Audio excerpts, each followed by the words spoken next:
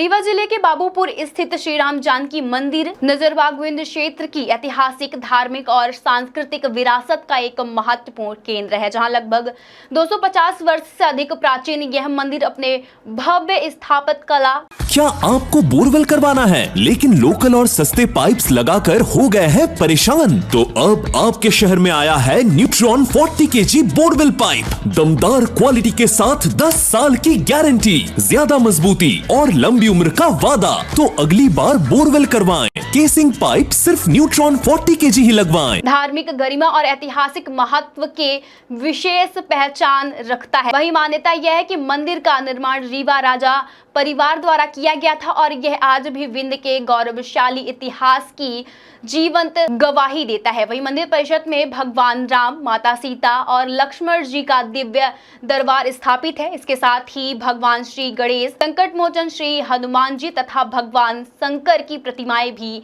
विराजमान है। वहीं यहाँ स्थित प्राचीन गरुड़ स्तंभ एवं हाथी पर सिंह सवार की दुर्लभ प्रतिमा मंदिर की ऐतिहासिक महत्व को और भी बढ़ावा देता है। वहीं कहा जाता है कि प्राचीन काल में मंदिर के आसपास रीवा राजा परिवार गढ़ी हुआ करती थी। वहीं इससे यह क्षेत्र आर्थिक और राजसी गतिविधियों का प्रमुख केंद्र माना जाता था। वहीं मंदिर के समीप स्थित विशाल चौराहा तालाब भी अपनी ऐतिहासिक पहचान रखता था। वहीं पूर्व में इसे रानी तालाब के नाम से जाना जाता है, जहां तालाब में मध्य स्थित प्राचीन शिव मंदिर में भगवान भोलेनाथ का विशाल शिवलिंग स्थापित है, जहाँ श्रद्धालु वर्षों से जलाभिषेक कर अपनी मनोकामनाएं पूर्ण करने की कामना करते हैं। वहीं इसी ऐतिहासिक एवं पावन धाम में ग्रामवासियों, सामाजिक कार्यकर्ताओं और नागरिकों के सहयोग से विशाल श्री राम कथा का आयोजन किया जा रहा है। वहीं कार्यक्रम की शुरुआत भव्य कलश यात्रा से होगी, जिससे बड़ी संख्या में श्रद्धालु, मातृशक्ति और धर्म प्रेमी जन शामिल होंगे। वहीं इसके बाद श्री राम कथा का शुभारंभ होगा, जिसमें भगवान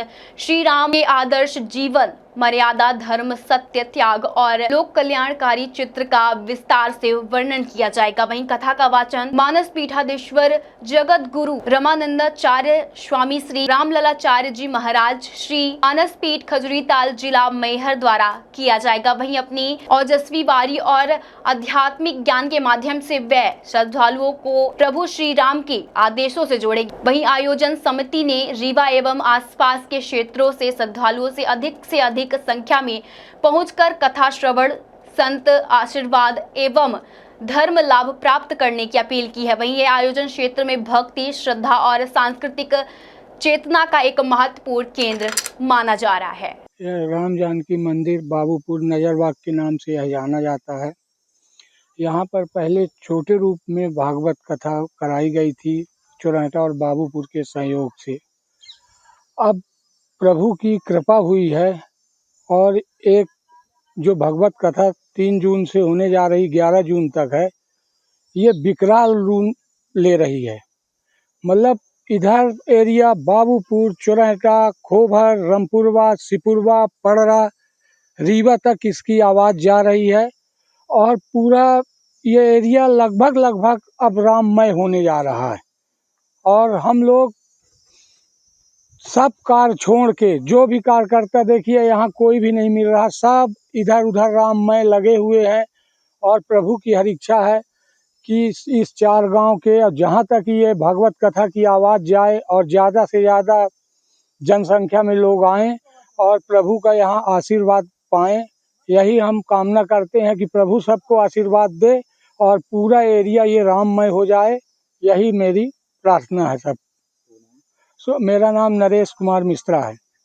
कथा व्यास श्री रामललाचार्य जी महाराज शक्तिपीठ खजरीताल वाले महाराज जी आ रहे हैं और बहुत विशाल राम कथा यहाँ हो रही है। पहले भी यहाँ कई कार्यक्रम हुए हैं, किंतु वो छोटे स्वरूप में हो रहे थे और ये इसका एक भव्य स्वरूप है। हम लोगों से ये आशा करते हैं, लोगों को ये बताते हैं कि ये बहुत बड़ा यज्ञ हो रहा है, जन कल्याण के लिए हो रहा है, ये किसी व्यक्ति विशेष के लिए नहीं हो रहा है। हम ये सब लोग जो लगे हुए हैं, बाबूपुर के ग्रामवासी लगे हुए हैं, आसपास के गांव के लोग लगे हुए हैं, रीवा तक के शहर के लोग लगे हुए हैं इस कार्य में। तो ये जन कल्याण, लोगों के जन कल्याण के लिए कथा हो रही है। मुख्य रूप से उद्देश्य जैसे आपने बताया, लेकिन यहाँ पे लोगों को एकत्रित करना कैसे उद्देश्य है, कैसे लोग आएंगे यहाँ पे, आप लोग लगे हैं आ, थोड़ा सा टफ तो था, हम लोगों को यहाँ आने तक के लिए मार्ग नहीं था।